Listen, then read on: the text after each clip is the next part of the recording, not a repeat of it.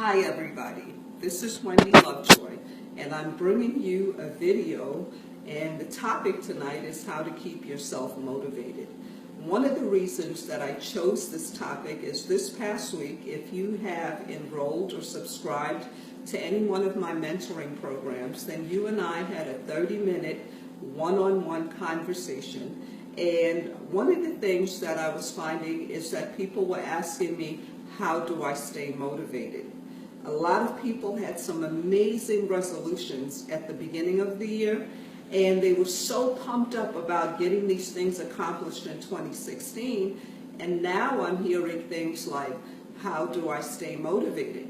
So I always stay motivated. That's because my goals are very important to me, and I have really tapped into my why.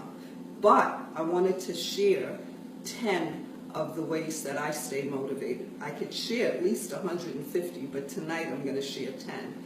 And one of the first ones is you've got to honor your skill sets. Now, what do I mean by that? If you're the type of person that in school they told you were the class clown and you're always telling jokes and you like to make people happy, your natural skill sets would work really well as a comedian. But you can also use those skill sets to make people feel very comfortable in any sort of sales business, including real estate, multi-level marketing, and so many others. The other thing you want to look at is if you have a vision, okay, you've got to be willing to do the work.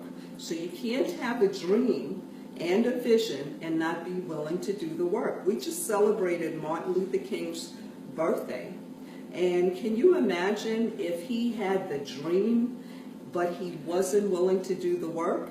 We wouldn't have any cause to celebrate him. So again, a dream without a vision, or a vision and a dream without you having the desire to do the necessary work, can become a nightmare, because that same dream starts to aggravate you.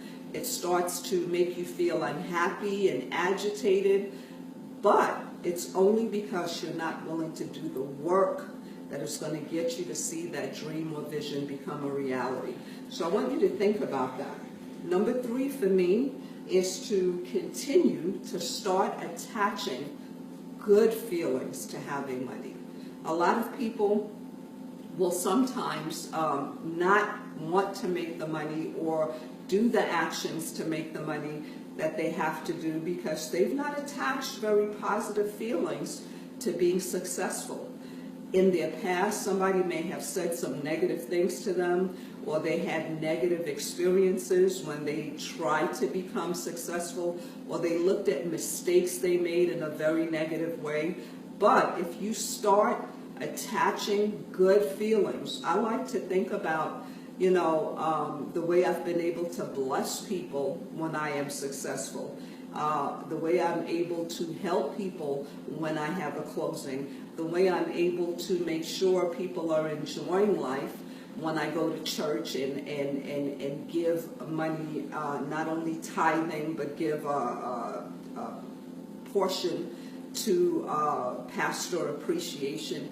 Think of things that make you feel good about having money. I was speaking to a gentleman this past week, and one of the reasons that he's not achieving the success that he should have already achieved is because he keeps meditating on what people have told him in his past, and they've spoken pretty much what I like to call a curse over his life, because they kept telling him he won't succeed, and he bought into it. I love what Les Brown says.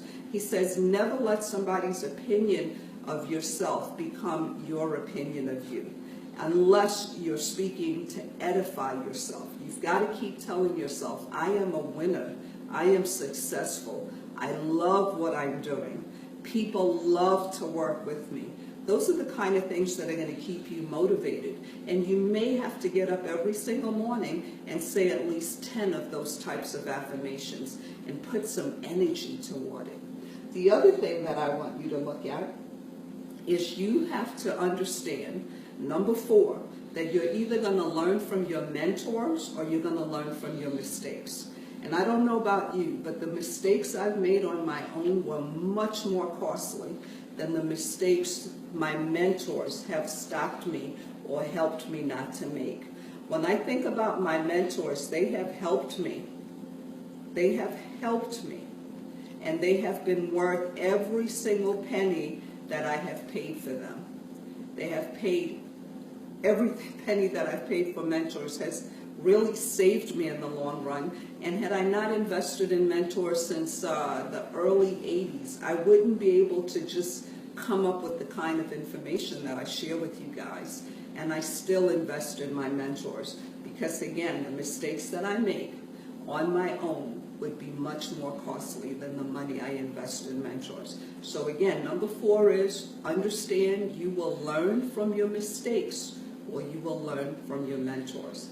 Number 5, I want you to think about this. For number 5, you are going to focus on putting yourself in an environment of the people that are doing what you want to do. Nowadays with social media, Instagram, Pinterest, Periscope, and I can go on and on and on, including YouTube and so many others, you can put yourself in the environment of the people that are doing what you want to do. My mentor calls it a vortex because once you get in that environment, there's an energy that keeps you moving and just really accomplishing in that environment. And the best way to explain that is if you ever met pastors, most of their friends are pastors or people in ministry. When you meet people in the music industry, most of their friends are in the music industry. And they seem to propel and get further along the way when they connect with more people doing what they do. Now, I want to share number 6 a little bit differently. A few days ago, I was having a conversation with my elder brother who lives in California. And he said to me, you know, I enjoyed your training. I really learned a lot from it. But you mentioned people that are not accomplishing what they have to accomplish. And you mentioned a few things, but what about fear? What about people that don't accomplish what they have to accomplish because they're afraid? And you keep saying it's because they have not tapped into their why. And I gave him a story. I said, well, I want you to think about this. That to me is not understanding your why. Because if you have children like I do, which my brother does, I said, can you imagine if you came home one day, God forbid, but the house was on fire and your kids were inside? Would you be afraid to go in that house and pull them out? Or would you think about nothing but getting those kids out of that fire? And he said, of course I'd do everything to get my kids out of that house. And I said, okay, that is what understanding your real why will do to you. It will give you that type of energy where you have no fear. You don't think about people telling you, oh, you can burn yourself. Don't do that. None of that matters. Your goal is, because your why is to get those kids out of there, you're going to make it happen. And so I want you to not think of fear. If you're still fearful, if you're still procrastinating, if you're still doing the things that are stopping you from moving forward, then you've not made a decision that your why is very, very important. And so I want you to revisit your why. Now, the other thing I want you to look at is, I believe that's number 8. You want to live your life like your resolution or the decision, the goal, the dream, the vision is already accomplished. Now, I don't mean you spend money like you've accomplished all that kind of stuff, but you do the work like you've accomplished all that kind of stuff. When you look at people that are very successful, whether it's Tyler Perry, Oprah Winfrey, anybody you can think of, they are constantly doing the work to move to the next level. They're not just spending money like they've already accomplished it, but they're investing money, they're investing time, and they're constantly improving on their skill sets. So that is what I mean about live your life like your resolution, your goal, your vision is already accomplished. Do the work. Number 9, I want you to focus on reading more books, listening to more tapes and CDs or whatever, and watching more videos that keep your mind moving forward in the goals that you've accomplished. Listen to more stuff that is going to help you with self-discipline, because most people don't get to the next level because they've not made a decision to have self-discipline. And no matter what, if somebody laid out everything that you need to do to become successful, you would not continue to be successful without the self-discipline. You've heard about people who've won millions of dollars in lotteries, and then a few months later they're broke again because they didn't take the self-discipline to go ahead and master the habits of people who had to work to get the money that they won instantly.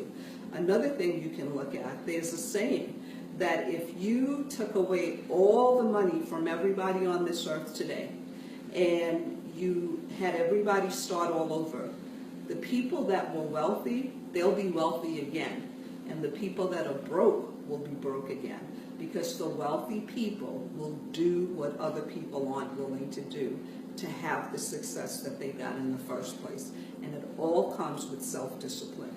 Oprah Winfrey says it best. In her younger years, when she was making $24,000, then she lived under that budget. And then when she was in her older years and she made $30,000, then she lived under that budget. And now, because of her early years of discipline, she still disciplines herself, but she never runs out of money. Self-discipline is very, very important. Number 10 is you want to spend less money. Spend less. A lot of people, they make a little bit of money and they start spending it like they've gotten there already.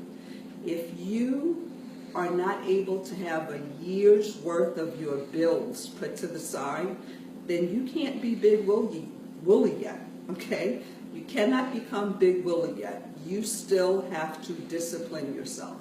You can't go to Starbucks every single day. You cannot, buy the cigarettes and all that other stuff. Anything that is beyond your bills or reinvesting in your business until your business is making money, whether you're involved in it or not, that is when you can start splurging a little bit. So again, these are the 10 things that I use all the time to keep myself motivated. And as I said, I have a lot more, but I'll share some more on another video. Right now, I want you to consider listening to this tape over and over and take 1 or 2 or 3 the most and just look at where you are in these areas and be totally honest with yourself, because that's one of the things. You cannot get to where you want to go until you know where you have to start from. So it's very, very important that you are truthful with yourself. Every day I look at my business and I say, what have I accomplished and what do I still need to do? Who do I need to keep in my circle and who do I need to reposition?